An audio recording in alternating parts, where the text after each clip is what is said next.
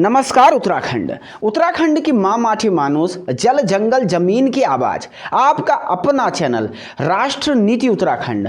दोस्तों, अंकिता को इंसाफ दिलाने की हम करेंगे बात। सबसे पहले सीक्रेट मीटिंग कहाँ हुई? अंकिता केस को लेकर के सीक्रेट मीटिंग, क्या निकला इस सीक्रेट मीटिंग में? उठाएंगे सीक्रेट मीटिंग से पर्दा। दूसरा, नार्को टेस्ट क्या होगा पारदर्शी? क्योंकि नार्को टेस्ट तो तय है, 3 में से 2 लोगों ने हाँ कह दिया, इसकी पारदर्शिता कैसे सुनिश्चित होगी?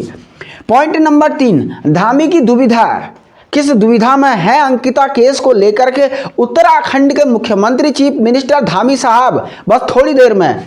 और उसके बाद अंकिता केस पर लड़ाई आर पार की, थोड़ी देर में इस पे बात करेंगे। वीडियो को आगे बढ़ाएं उससे पहले आप लोगों से मेरी विनम्र हाथ जोड़ करके आप लोगों से अपील है, हाथ जोड़ के अपील है कि उत्तराखंड की हर आवाज को, उत्तराखंड की देवभूमि के जल जंगल की लड़ाई को हम लड़ते हैं, तो आप हमारे हाथ मजबूत कीजिए। वीडियो को लाइक करके और सब्सक्राइब करके हमारा उत्साह बढ़ाइए, हमारा सपोर्ट कीजिए।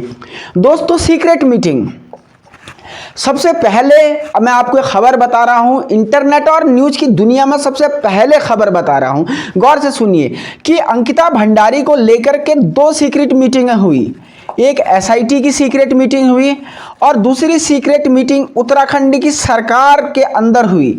और मेरे सूत्रों ने इस सीक्रेट मीटिंग का एजेंडा और मजमून निकाल लिया, क्योंकि राष्ट्र नीति उत्तराखंड बड़ी अंदर तक की खबरें रखता है। एसआईटी की जो सीक्रेट मीटिंग हुई वो नार्को टेस्ट के बारे में है। तो नार्को टेस्ट में क्या क्या सवाल पूछे जाएंगे, क्या सवाल पूछे जाएंगे, ये बात कहीं ना कहीं एसआईटी के द्वारा तय किया गया है।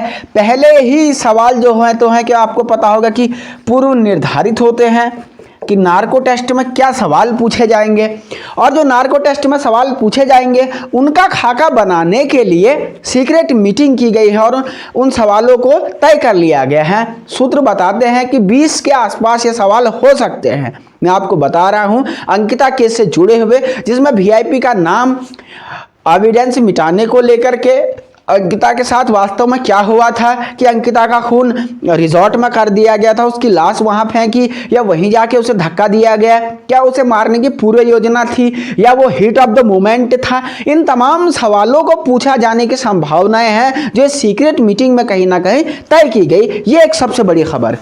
दूसरी जो सीक्रेट मीटिंग है वो सरकार के अंदर राजनीतिक तौर पर हुई थी, क्योंकि हिमाचल प्रदेश में जो हार हुई और खासकर उन जगहों पे जहां पे चीफ मिनिस्टर धामी प्रचार के लिए गए थे, क्योंकि चीफ मिनिस्टर धामी बीजेपी का एक बहुत बड़ा चेहरा है, और दिल्ली में जहां उत्तराखंड के लोगों की अधिकता है, हिमाचल प्रदेश से जहां पे उत्तराखंड की सीमाएं लगती हैं उन्हें प्रचार के लिए ले जाया गया, लेकिन वहां पे बुरी तरह परास्त हुई।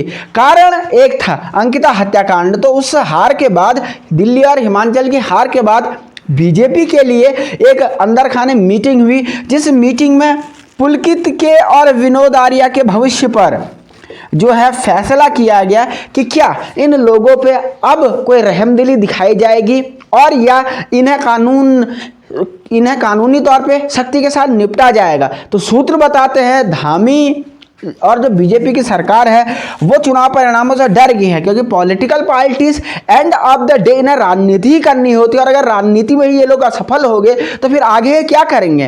तो आने वाले दिनों में आपको पुलकित पे और शक्ति दिखाई दे सकती है। यह आम जनता की जीत है, जिन्होंने लगातार इस मुद्दे को उठाया और बीजेपी के खिलाफ वोट किया इस घटनाकांड के बाद।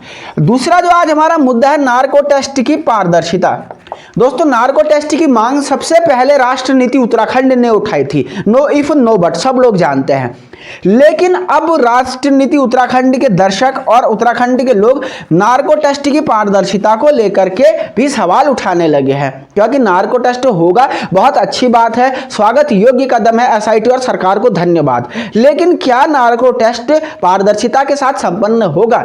लगातार लोग सोशल मीडिया पे ये मांग कर रहे हैं, लोग ये कहना चाहते हैं कि भैया नार्को टेस्ट किसी एक्सपर्ट की देखरेख में हो, जो कि सरकार का व्यक्ति ना हो, जो अंकिता के पक्ष में हो या जिसे अंकिता के पक्षकार चुने, एक ऐसा व्यक्ति, एक ऐसा नुमाइंदा वहां पर हो जो विशेषज्ञ हो लेकिन इंडिपेंडेंट हो और जिसे अंकिता के परिजन या अंकिता के हित की लड़ाई लड़ने वाले लोग चुने। ये बात लगातार उठ रही है और इस बात को हम उत्तराखंड की सरकार तक आज पहुंचाना चाहते हैं। अगला जो टॉपिक है, किस दुविधा में फंसे हैं उत्तराखंड के मुख्यमंत्री धामी साहब, चीफ मिनिस्टर धामी साहब की महादुविधा। देखिए, चीफ मिनिस्टर धामी साहब के सामने अंकिता हत्याकांड में दुविधा यह थी कि एक तरफ जो आरएसएस के और बीजेपी के नेता हुआ करते थे, उन्होंने एक ने बयान दिया था, विनोद आर्य, जो कि उनके आरएसएस के बैकग्राउंड वाले भी रहे हैं और दूसरा जो है बीजेपी के नेता भी रहे हैं, तो उनको बचाना या उत्तराखंड की बेटी को इंसाफ दिलाना। अब यहाँ पर दो दुविधाओं में चीफ मिनिस्टर धामी फंसे थे।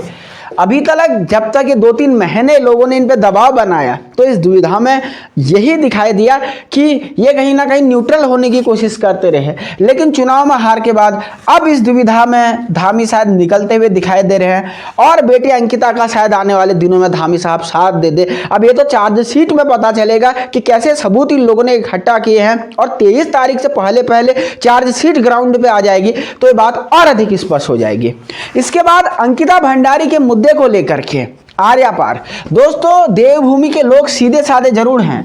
आज मैं एक आर पार की बात करूंगा कि देवभूमि के लोग सीधे अवश्य हैं लेकिन बेवकूफ़ नहीं है, स्टूपिड नहीं है। ये बात आप लोग याद रखें और उत्तराखंड की सरकार इस बात को समझ ले कि अगर अंकिता भंडारी के साथ खुदा ना खास्ता इन लोगों ने अन्याय करने की कोशिश की तो 24 में उत्तराखंड की जनता उत्तराखंड को बीजेपी को उत्तराखंड के इतने पार पहुंचाएगी कि फिर इस तरफ आने के लिए शायद बहुत साल लग जाए। तो ये बीजेपी पार्टी के लिए और सरकार के लिए खुलेआम चुनौती राष्ट्र नीति उत्तराखंड आज देना चाहता है। एक भी वोट आपको मिलने वाला नहीं है अगर आपने अंकिता के साथ अन्याय करने की कोशिश की। तो आप क्या सोचते हैं इस मुद्दे पे कमेंट करके अपनी बेबाक राय, अपनी निष्पक्ष राय जरूर हमें बताएं। और हाँ, एक बात और जोड़ दो, अगर आपने अंकिता के साथ न्याय किया, जस्टिस किया तो मैं खुद मोदी को वोट देने की अपील भी कर दूंगा।